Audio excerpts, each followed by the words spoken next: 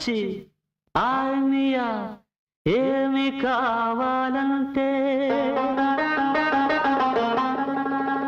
మిద్దెలొద్దు మేడలొద్దు.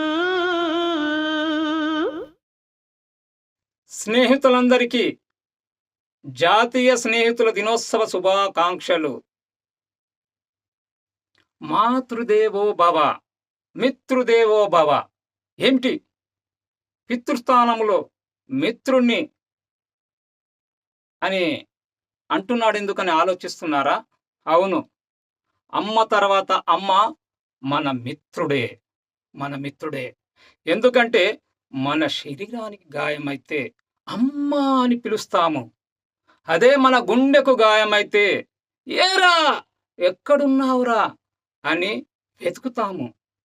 మన ఆపదలను తీర్చేవాడు friend. A friend is a need is a friend indeed. ఆపదలో ఆదుకునేవాడే నిజమైన స్నేహితుడని ఒక సామెత. అయితే ఈ సామెత నేను తిరగరాస్తున్నా. మీరు సంపదలో ఉన్నప్పుడు మీకు ఆదుకున్న వాణ్ణి గుర్తించి వాడు అడగకున్నా, వానికి తెలియకుండా వాణ్ణి ఆదుకున్నవాడే నిజమైన స్నేహితుడని నా భావన. ఎందుకంటే నేడు ఫైనాన్స్ విషయంలో చాలా మందికి ఇబ్బంది కలుగుతుంది.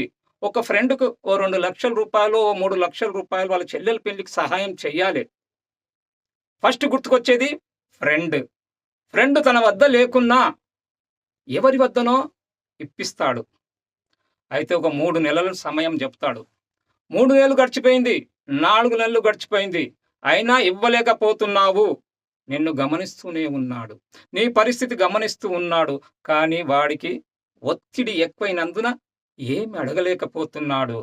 అది నువ్వు గమనించి, అరే రమేషా, నేను ప్రయత్నిస్తున్నారా, వచ్చే నెల కంపల్సరీ ఇస్తా అంటూ చెప్పడం వల్ల అతను నిన్ను అర్థం చేసుకుంటాడు. ఎప్పుడైతే మన సమస్యలు మన ఫ్రెండ్కు యథార్థంగా చెప్తామో వాడు ఇంకా మనోధైర్యాన్ని ఇస్తాడు. ఎందుకైనా మంచిది, మీరు ఎంత ధైర్యం ఇచ్చినా డబ్బు విషయంలో మాత్రం చాలా జాగ్రత్తగా ఉండండి. అనుకున్న సమయానికి ఖచ్చితంగా అప్పు తీర్చండి. మీలో ఎలాంటి భేషాజాలు కానీ ఎలాంటి పొరుపొచ్చులు కానీ రావని నా అభిప్రాయము. అయితే ఒకవేళ తీర్చలేని పరిస్థితి కనుక వస్తే, మైహూనా నీ ఏం ఫికర్ చేయకురా, దీనికి ఒక ఉపాయం ఉందని మనకు గండం నుంచి గట్టెక్కించేవాడే నిజమైన స్నేహితుడు. మనకెందరో స్నేహితులు ఉంటారు, కానీ ప్రాణ స్నేహితులు మాత్రం ఒకరు ఇద్దరు మాత్రం ఉంటారు. వారిని ఎట్టి పరిస్థితుల్లో వదులుకోకండి. ఎందుకంటే డబ్బు ఈరోజు వస్తుంది, రేపు పోతుంది. తప్పులు ఎన్నో చేస్తాము. తప్పులను కూడా సహిస్తూ చివరి వరకు, శ్వాస ఉన్నంత వరకు స్నేహితుణ్ణి వదిలిపెట్టకూడదు. వాడు ఖచ్చితంగా నిన్ను అర్థం చేసుకుంటాడు. నీకంటే రెట్టింపు సహాయం చేయడానికి వాడు ఆలోచిస్తాడు. ఇది ఖచ్చితంగా నిజం. ఇది నా విషయంలో జరిగింది. నాకెందరో స్నేహితులు. నా చిన్నప్పటి నుంచి నేను ఒక పేద కుటుంబంలో జన్మించాను. నేను చిన్నప్పుడు నాకు పుస్తకాలు కూడా ఫ్రెండ్స్ ఇప్పించారు. నేను 10వ తరగతిలో పాస్ కావడానికి నాకు ఎంతో సహాయం చేశారు. 10 పాస్ అయ్యాను. అయిన తర్వాత 82, 83లో నేను తెలుగుదేశం పార్టీలో సంగారెడ్డి నియోజకవర్గంలో ముకురాల సత్యనారాయణ ఎమ్మెల్యేగా నిల్చున్నప్పుడు నేను అతని వద్ద పనిచేశాను.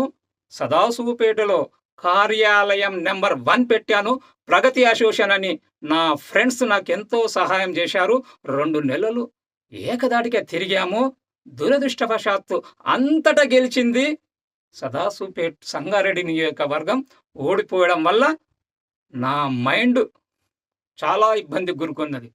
అలాంటి సమయంలో నా ఫ్రెండ్ నీకు జాబ్ ఇప్పిస్తా అని తోర్మామిడికి తీసుకెళ్ళి ఒక ఫ్యాక్టరీలో పెట్టించాడు. మా కుటుంబము నేను పని చేస్తే గాని ఇల్లు గడవని పరిస్థితుల్లో నేను ఒక 3 నెలలు 4 నెలలు షుగర్ ఫ్యాక్టరీలో పనిచేశాను. తర్వాత 10th క్లాస్ ఎగ్జామ్స్ కూడా నాకు సహాయం చేశారు. పాస్ అయ్యాను. అదృష్టవశాత్తు గవర్నమెంట్ జాబ్ రావడానికి కూడా నా ఫ్రెండ్సే కారణం. పలాని ఉద్యోగం పేపర్లో పడ్డదని నాకు చెప్పడంతోటే నాకు అది తెలిసింది. అదే చివరి రోజు, అదే రోజు నేను వర్షంలో సంగారెడ్డికి వెళ్ళి అప్లై చేశాను. ఓ 2-3 నెలల్లో నాకు కాల్ లెటర్ వచ్చింది. ఉద్యోగం చేశాను. 1 ఇయర్ ట్రైనింగ్ తర్వాత ఫస్ట్ ఉద్యోగం జోగుపేటలో వచ్చింది. నా ఫ్రెండ్స్ ప్రతి నెల వచ్చి నాతో ఆనందించేవారు, నన్ను ఆనందింపచేసేవారు. ఇలా కొన్ని రోజులు గడిచిన తర్వాత ఇల్లు మారడంతో జోగిపేటలో అది క్లాక్ టవర్ దగ్గర తక్కువకు రెంట్ దొరుకుతుందనే ఉద్దేశంతో ఇల్లు తీసుకున్నాను. ఆ ఇంటి ఓనర్ కొడుకు వెంకటేశ్వరరావు నేడు హెడ్ మాస్టర్. 1985లో పరిచయం అయ్యాడు. మా స్నేహం ఇంతై వటుడింతైనట్లు అతను స్నేహ సామ్రాట్, నేను ప్రేమ సామ్రాట్గా ఎన్నో ఉత్తరాలు రాసుకున్నాము, ఎన్నో పనులు చేశాము. అతను లవ్ మ్యారేజ్ చేసుకుంటూ కూడా మేము సహకరించడం జరిగింది. అతను కూడా నా విషయంలో, నా పెళ్లి విషయంలో నా ఇంటికి 4 రోజులు వచ్చి చాలా పనులు చేశాడు. అయితే నా పెళ్లి అనేసరికి గుర్తుకొస్తుంది, నా చెల్లెలి పెళ్లికి కూడా ఒక ఫ్రెండ్ ఒక చిట్టి వేశాం. ఆ చిట్టి వేస్తే అందరిని ఒప్పించి ఆ చిట్టి నాకు ఇప్పించాడు. ఇప్పటికీ నాకు గుర్తుంది. 50,000 చిట్టి 48,000 రూపాయలు వచ్చినాయి 2,000 కమిషన్ వంగ. ఇంకా 10-20 నెలలు ఉంది. అప్పుడు 50% పోతున్న చిట్టి. అయినా నా మంచితనం చూసి అందరూ కూడా డ్రాప్ అయ్యారు. ఆ టైంలో నాకు స్నేహితులే ఆదుకున్నారు. నా పెళ్లి విషయంలో నా బావమర్ది కోట నరసింహులు ఇప్పుడు డిఓ ఆఫీసులో అసిస్టెంట్ డైరెక్టర్. మేము కృష్ణార్జులుగా సదాశివపేటలో మాకు ఒక మంచి పేరుంది. అతను నా పెళ్లి విషయంలో వాళ్ళ ఇంట్లో ఒప్పించి వాళ్ళ చెల్లెలు నాకు ఇచ్చారు. ఇప్పుడు నా వయసు 62 సంవత్సరాలు అవుతుంది. నా పెళ్ళై 35 సంవత్సరాలు అవుతుంది. మా స్నేహం అలాగే ఉంది. ప్రతి విషయంలో, ప్రతి దాంట్లో వెన్నంటూ ఉన్నవాడు ఒక్కడే. ఫ్రెండును మర్చిపోవద్దు. ఎన్ని కష్టాలు వచ్చినా ఇట్టే పోతాయి. ఫ్రెండ్ ఉన్నడు అంటే కొండంత ధైర్యం. అలాంటి ఫ్రెండ్ను ఎలాంటి పొరపచ్చులు రాకుండా చూసుకోవాలి. వస్తే సహించండి, భరించండి. అయితే నేను చివరిగా చెప్పేది ఏమిటంటే, ఇంకో విషయం, నాకు 2 కుమారులు కూడా నేను పని ఒత్తిడి వల్ల నేను పట్టించుకోలేదు. కానీ విజయ్ కుమార్ అని ఫ్రెండే, బావాని పిలిచేవాడు. పిల్లలను విద్యాబుద్ధులు క్రమశిక్షణ నేర్పించడంలో మా మిసెస్ తర్వాత విజయకృష్ణనే, వాళ్ళ వల్లనే పెరిగాను. ఇంకో విషయం, ఎస్ మొగలయ్య అని ఒక ఫ్రెండ్ ఉన్నాడు, నా కొలీగ్, చాలా మంచివాడు. ఏ సహాయమైనా నేను అడగకుండానే చేసే ఒకే ఒక ఫ్రెండ్ ఎస్ మొగలయ్య. నన్ను ఎప్పుడు గమనిస్తుండేవాడు. సార్ మీకు ఎప్పుడు డబ్బులు అవసరం వచ్చినా అడగన్నాడు. నేను ఎప్పుడు అడగలేదు. కానీ ఒకసారి మణికొండలో ఇల్లు కొనేటప్పుడు నాకు క్యాష్ అవసరం పడ్డది. ఎందుకంటే బ్యాంకు లోన్ క్యాష్ కడితే కానీ బయటికి రావు పేపర్స్. అలాంటి సిచ్యువేషన్లో 25 lakhs మాట మీద ఇచ్చాడు. ఆయన 25 lakhs ఇవ్వడం వల్ల నేడు మణికొండలో ₹1,00,00,000 ఇల్లు కొనగలిగిన. మరి ఇదంతా ఫ్రెండ్ వల్లనే కదా. ఇంకోటి, నా కొలీగ్ ఆంజనేయులని సంగారెడ్డిలో ఫ్లాట్ ఎంబడివాడు ఇప్పించాడు 72,000కు. అది 44 లక్షలకు అమ్మా మొన్ననే. ఇదంతా నా ఫ్రెండ్ వల్లనే వచ్చింది. మరి నేను ఇప్పుడు హీరోనా, జీరోనా? జీరో. ఖచ్చితంగా నేను జీరోనే.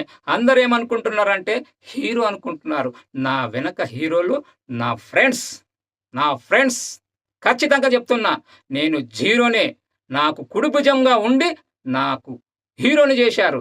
అలాంటి మిత్రులందరికీ నిజంగా చెప్పాలంటే పాదాభివందనాలు. నా ఊపిరి ఉన్నంత వరకు ఇప్పుడు మీకు ఏ సహాయం కావాలన్నా నేను చేయడానికి సిద్ధంగా ఉన్నాను. మిత్రులారా, మనమందరం స్నేహమే జీవితం.